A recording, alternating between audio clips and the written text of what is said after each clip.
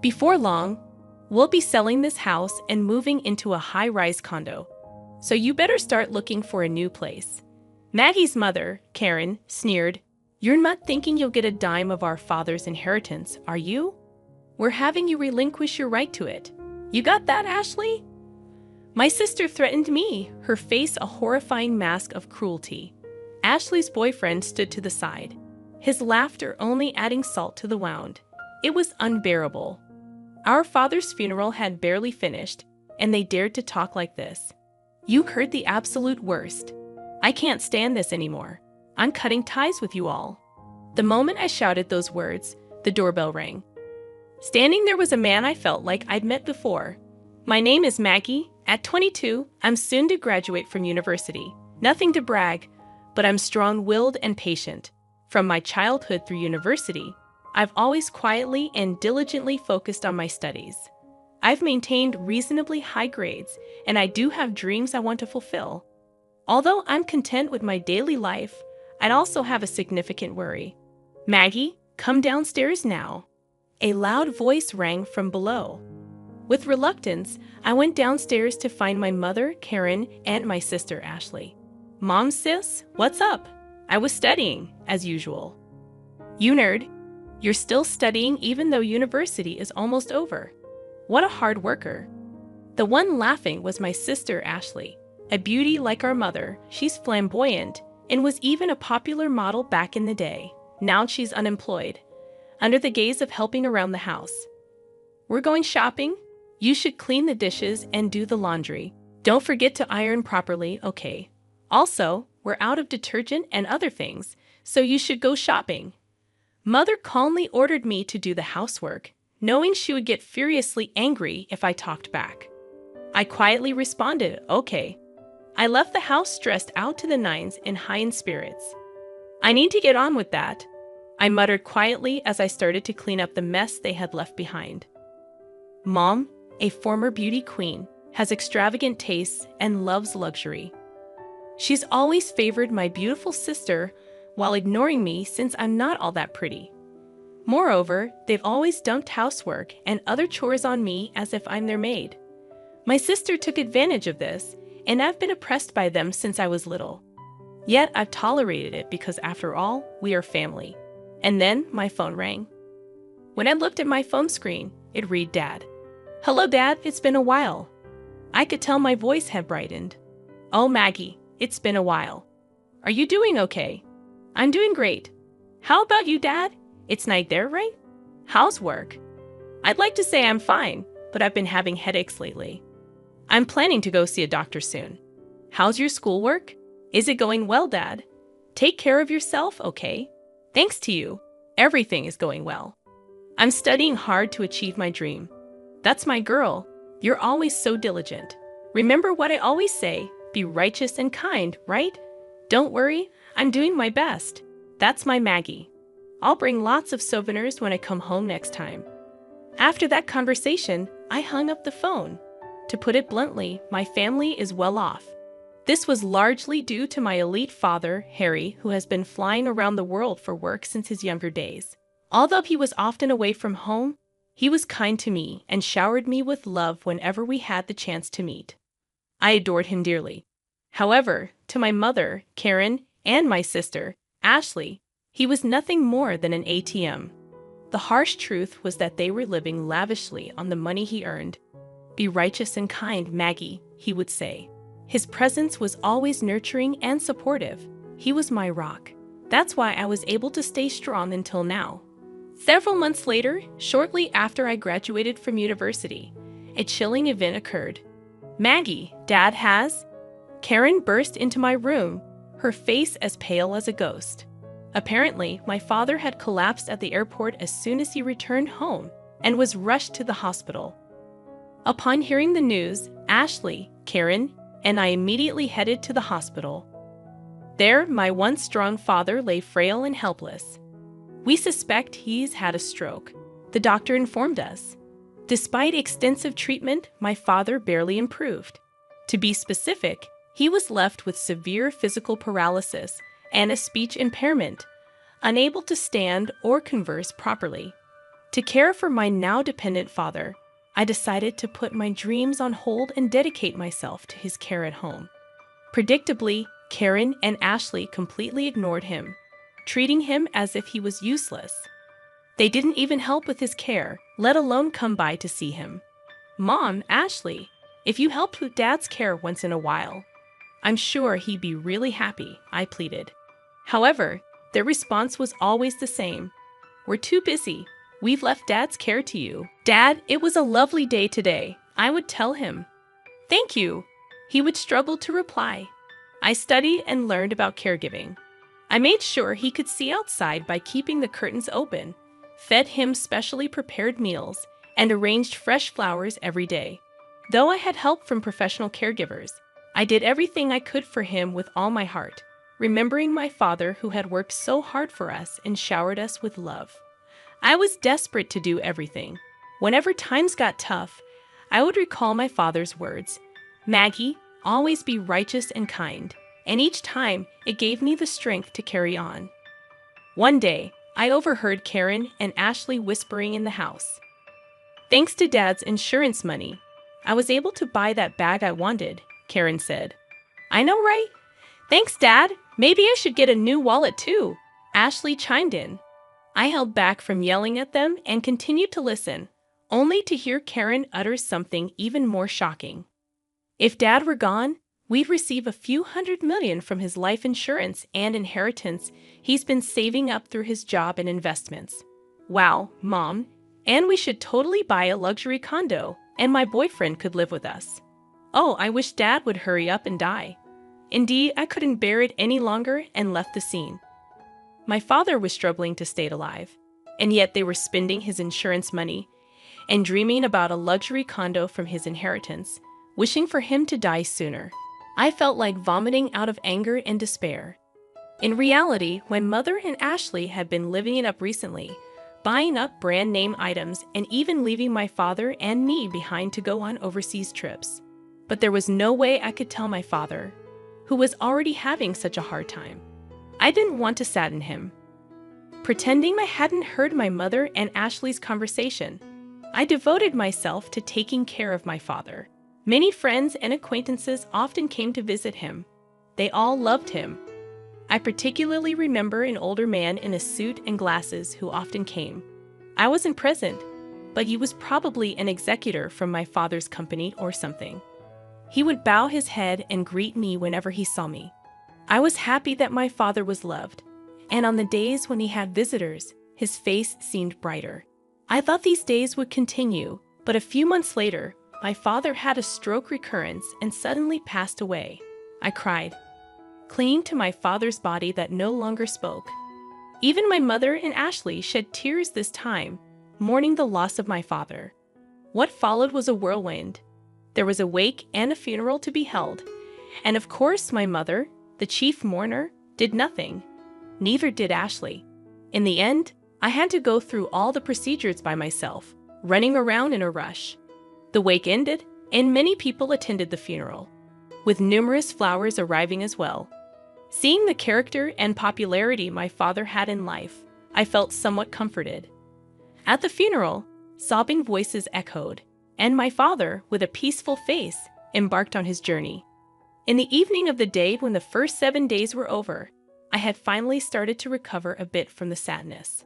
As I was cleaning up the 7th day, my mother and Ashley called me into the living room. Next to Ashley was a man who was said to be her fiancé. Like Ashley, he looked good, but given his former job as a male stripper, his inner frivolity was clear. Apparently, his name was John. "So about father's inheritance," my mom began. I had a terribly bad feeling, and then my mother, laughing scornfully, said something outrageous. "We'll get a lot from your father's inheritance, so we decided to sell this house and live in a luxury condo. So you should leave."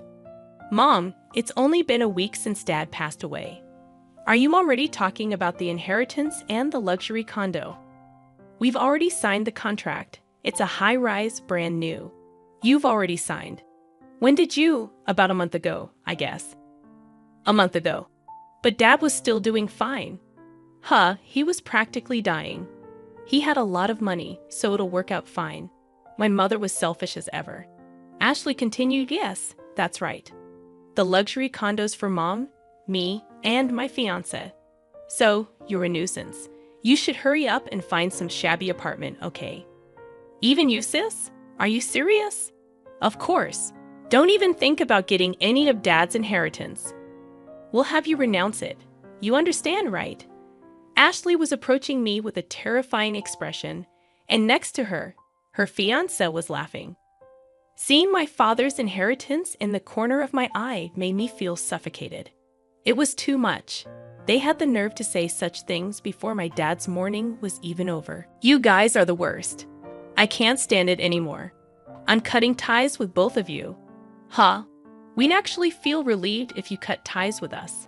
My mother and Ashley laughed at me. I clenched my fists and started trembling. At that moment, the front doorbell rang. Straightening my trembling breath and wiping my tears, I'd opened the door, thinking it might be a late visitor. Good evening, my condolences for your loss. The man who deeply bowed his head at the entrance was the middle-aged man in a suit and glasses who frequently visited my father's sickbed. Thank you. Please come in. As I was about to invite him in, the man presented his business card. Please check this. My name is Watson, an attorney assigned by your father. The business card indeed belonged to a law firm, and although I had not noticed it before, a badge denoting him as a lawyer was gleaming on his chest. A lawyer?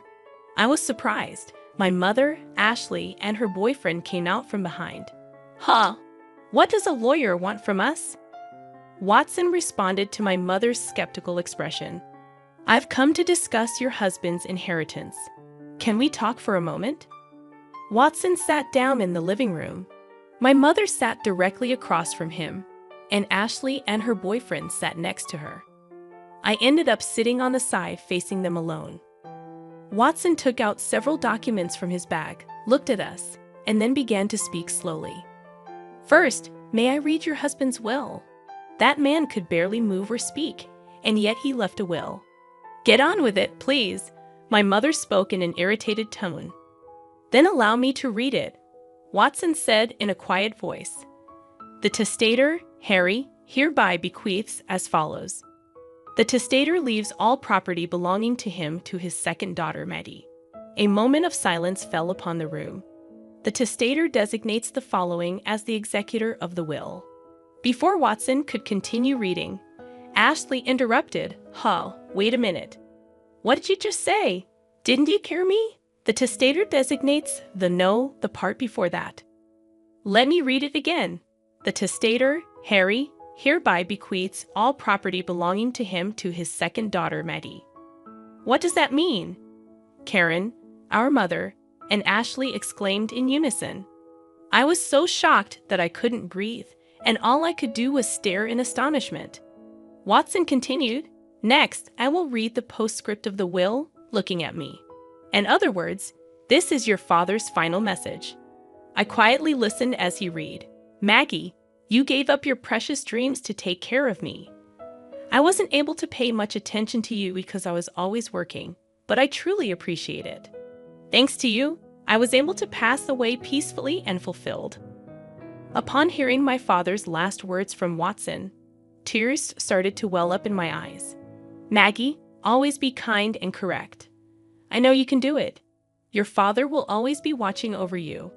Please be happy. All I could do was sob in front of them while Karen and Ashley were making a big fuss. What does that mean? So the inheritance all goes to her? Yes. What happens to our money? In response to their outburst, Watson cast a brief glance at them. You two are not mentioned, by the way. Maggie is also the sole beneficiary of the life insurance. What are you talking about? Do you think that's allowed? Karen turned beet red, ready to burst at any moment. That's right. Isn't there something called a reverse portion that's supposed to be guaranteed to the wife and the children, right? Ashley leaned forward eagerly. You're referring to the statutory reserve.